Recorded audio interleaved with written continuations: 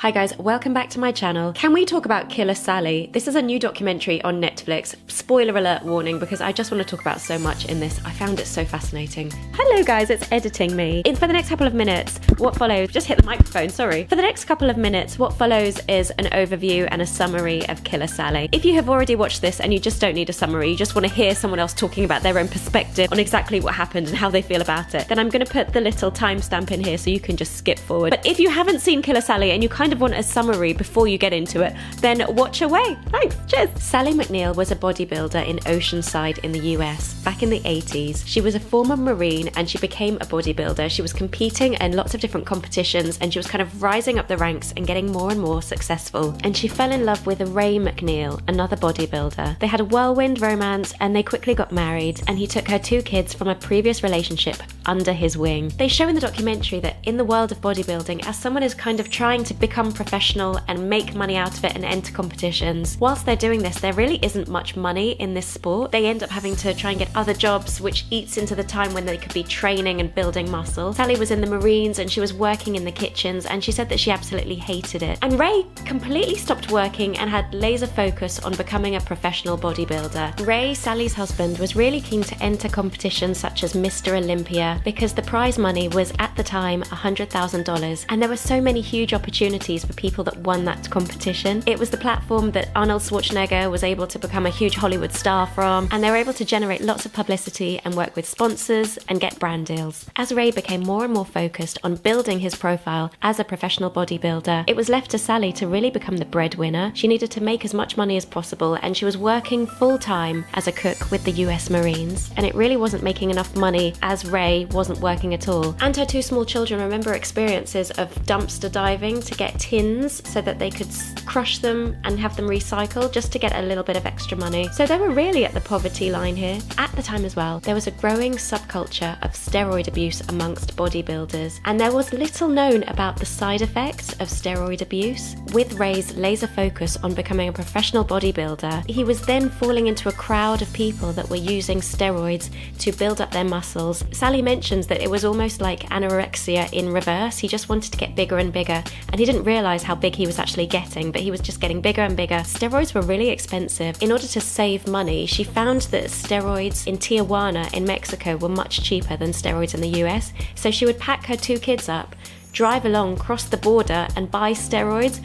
So their situation was just crazy. It was so unhinged, and it's such an unsafe environment to raise children where one person isn't working, they're completely on the poverty line. I mean, it was at that point you sort of don't have as much respect for her, thinking that this is a situation that you're in. And then Netflix, in their spirally way of telling stories to grip you and reel you in, revealed that from 3 days after getting married, she was being verbally and physically abused. And Sally talks about a lot of incidences where she was being choked continuously, like he would choke her. And the fact that her 2 children knew about this was just all the more alarming, and creating a really frightening environment for their children. And then we come to this guy. Can I just say, when I'm watching a program, I can't help looking at the surroundings of this person, and this guy couldn't even be bothered to hoover before the Netflix camera crew. It just winds me up. His house is so dirty. Anyway, back to the point. This guy ran a kind of a seedy video production unit where he was creating these videos where very, very muscly, tough women were wrestling men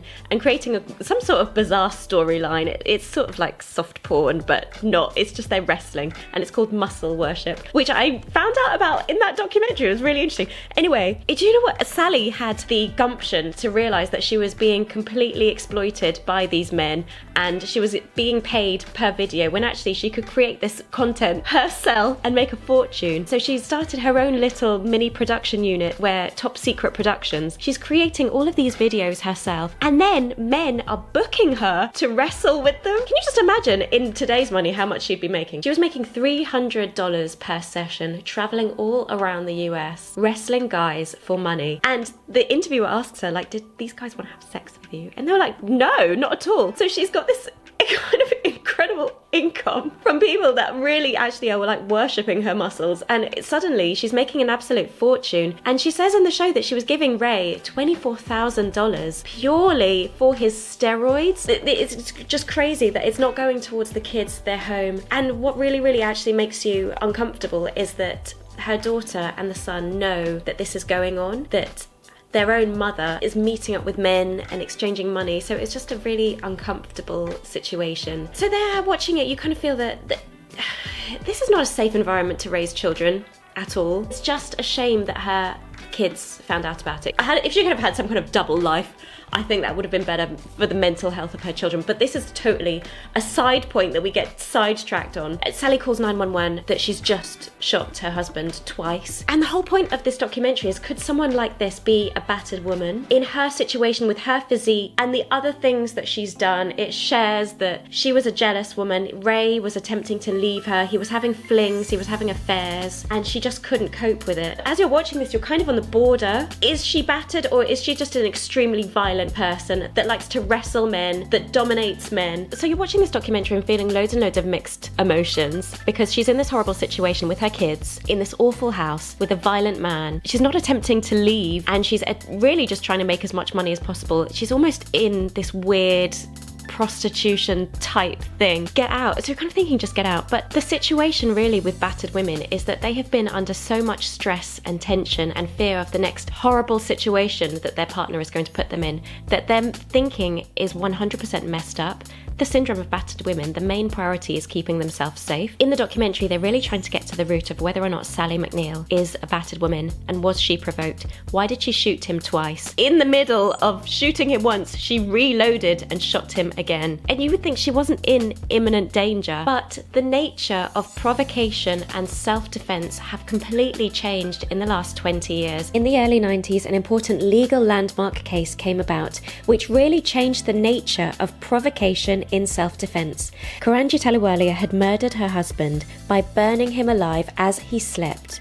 She had been abused by him for many years, and it looked as if there was no form of provocation. Before this, when someone wanted to plead self-defense, they had to show that they were in imminent danger and the person was attacking them, and so they had been provoked to attack them back and defend themselves. In the case, Kiranjit wasn't in imminent danger. Her husband was fast asleep, and she decided to pour burning oil on top of him. Her murder conviction was overruled, as new medical evidence from psychiatrists and psychologists found that battered women, over many years of abuse and psychological toll, then act out and defend themselves when their attacker is not actively attacking them. So when I was watching Killer Sally, that was the main thing that I was thinking about. The psychology of someone that has been under that level of anxiety, tension, stress for such a long period, and then they can just snap. Killer Sally wasn't a perfect victim. She'd also been violent towards him. It was something that was brought about after he had been violent towards her, and he had been having affairs, treating her in a really kind of despicable way. That really is, in essence, my 2 cents. I 100% feel that Killer Sally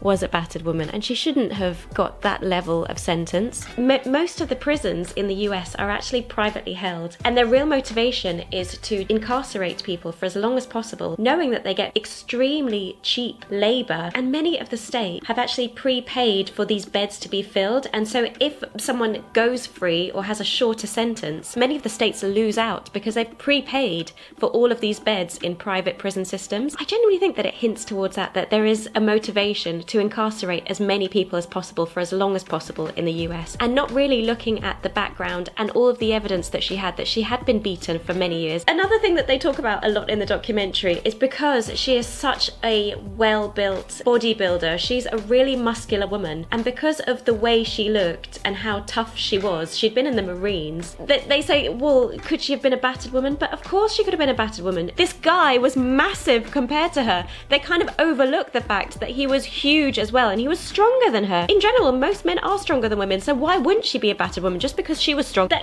really annoyed me. And can I just say, this guy here, this lawyer, is just pond life, scum of the earth. The way he was so happy, he was 100% overlooking the abuse this woman went through. Boils my blood here that he just ignored everything that she went through and wants to look at the stuff that she was doing to make money for this guy so that he could buy his bloody steroid. What do you guys think? Comment below. Please do feel free to disagree with me, because I was just talking to someone else and they said 100% she deserved to be in jail for that length of time because she pulled the trigger twice and then she reloaded in the middle. And I can agree with that, but I also, because I remember learning about that case, 10 years ago when I was studying, I feel that I knew a little bit more about the nature of battered women and the nature of provocation, especially in cases of domestic abuse. So that should have, I don't know, that really should have come into it, but that would have been then Killer Sally would have become a huge landmark case, and in the US maybe it just wasn't ready for it. All of the kind of tabloidy gossip that they put in really is so humiliating to Killer Sally, and showing so much about the videos she was making in the wrestling men, when really any person with common sense could have seen that she was doing this to make extra money because they were on the poverty line. She was never going to make as much money as a cook in the Marines. It just annoyed me that the press at the time focused on that because it's a salacious detail and it would sell more papers and magazines. Comment below, and I will see you again for another video. Bye for now, guys.